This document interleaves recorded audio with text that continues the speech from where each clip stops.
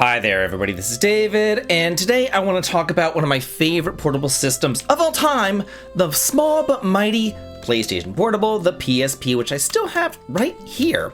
I remember whenever this first came out, console wars were totally a thing. I know that they're still a thing right now, but back in the day they were really a thing. And the PSP was harangued from top to bottom by Nintendo DS fans, saying that it was nothing but a port machine, that the DS had more original RPGs, and everything on the PSP was nothing but ports. There were no original games whatsoever on the PSP. I remember they called it the PlayStation Port machine rather than, the PlayStation Portable. Yeah, it was a big deal.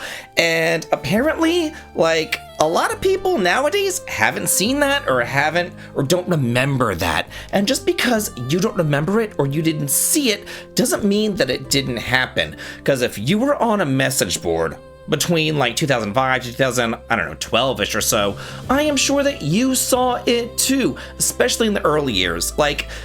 The gaymer message boards were ridiculous. It was warring factions between the PSP and the DS fans, and everybody, even on the PSP board, people were like, is this thing just ports? So today I want to talk about the PSP library, especially the RPG library, and does it really deserve that reputation of just being a port machine, or was the PlayStation Portable kind of misunderstood? Was it something more? And I definitely do think this discussion is worth a sub as you come and you join my party and you level on up with me. Thank you so much for your sub, your like, and your brand new hype. It helps me out a ton.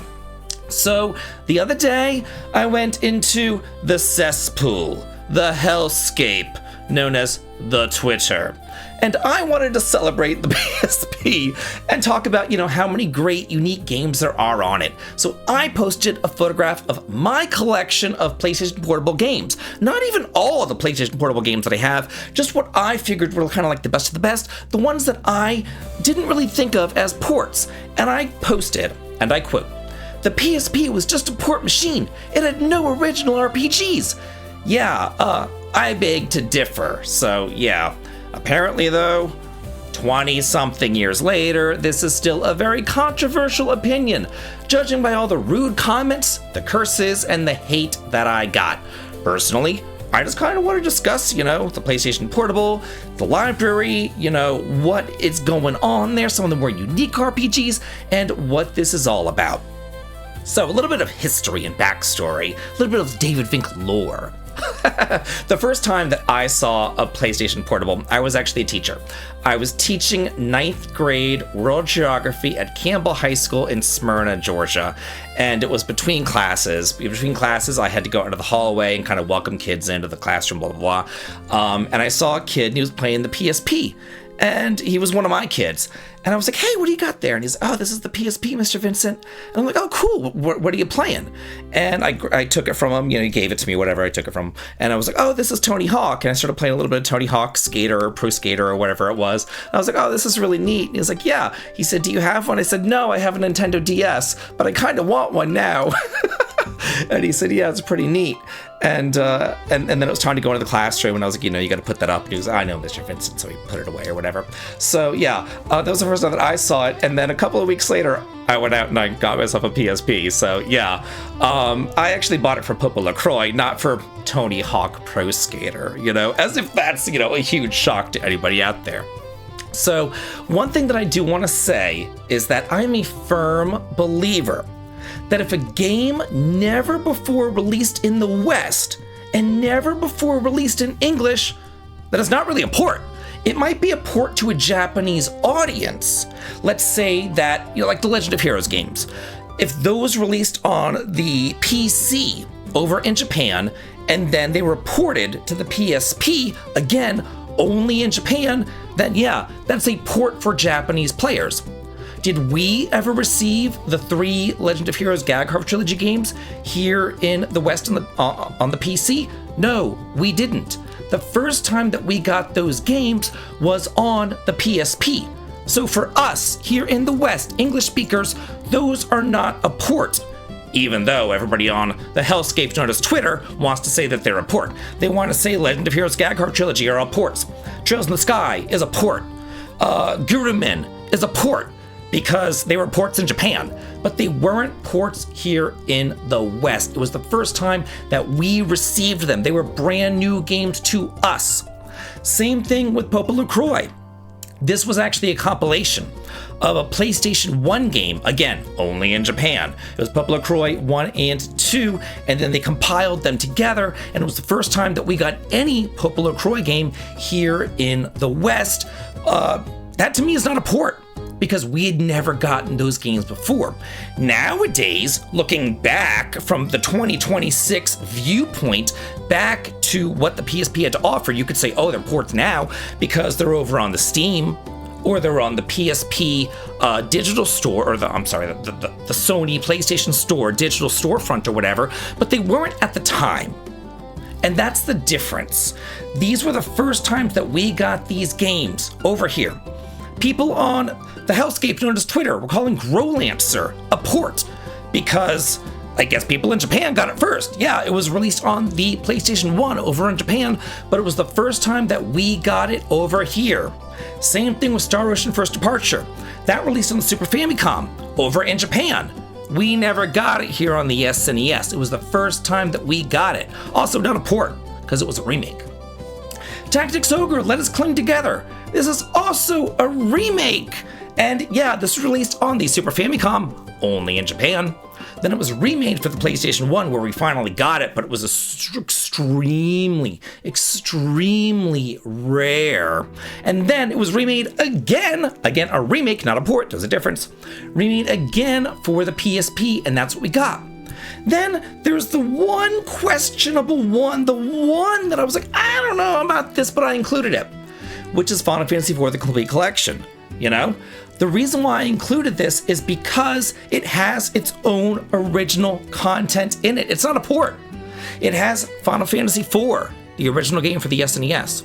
It has an intergrade, which we've not seen in any other version of Final Fantasy IV. It's not in the DS version. It's not in the Pixel Remaster. It's in no other version is this intergrade. It's a separate scenario that bridges Final Fantasy IV into Final Fantasy IV: The After Years. And then, of course, it also includes the After Years. So that's not a port.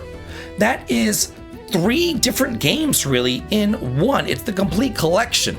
It's the base game. It's an intergrade that bridges the base game to the After Years as well. That's not a port. That's not a port, y'all.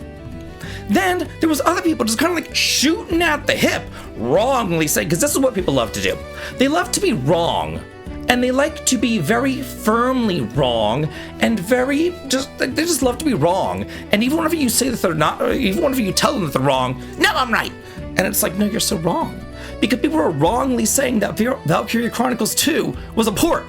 Port of what? It never came out on any of the systems besides the PSP. Or that Wild Arms XF is a port. Really? Okay. It's not a port, but okay, whatever you say.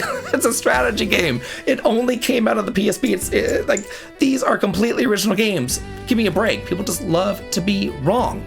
In this photograph, I purposely didn't include other games that I know are ports, like Final Fantasy 1, 2, 3, Breath of Fire 3, Tales of Eternia, the bevy of Ys games. There were a ton of Ys games released on the PSP as well. And a lot of those could actually be classified as remakes too, rather than ports. So I kind of want to focus in on this subject and talk about how great these games were, how groundbreaking they were, how Trails in the Sky pretty much set its own genre. No RPG had ever really done anything like it since Trails in the Sky came out, and it set a standard for storytelling.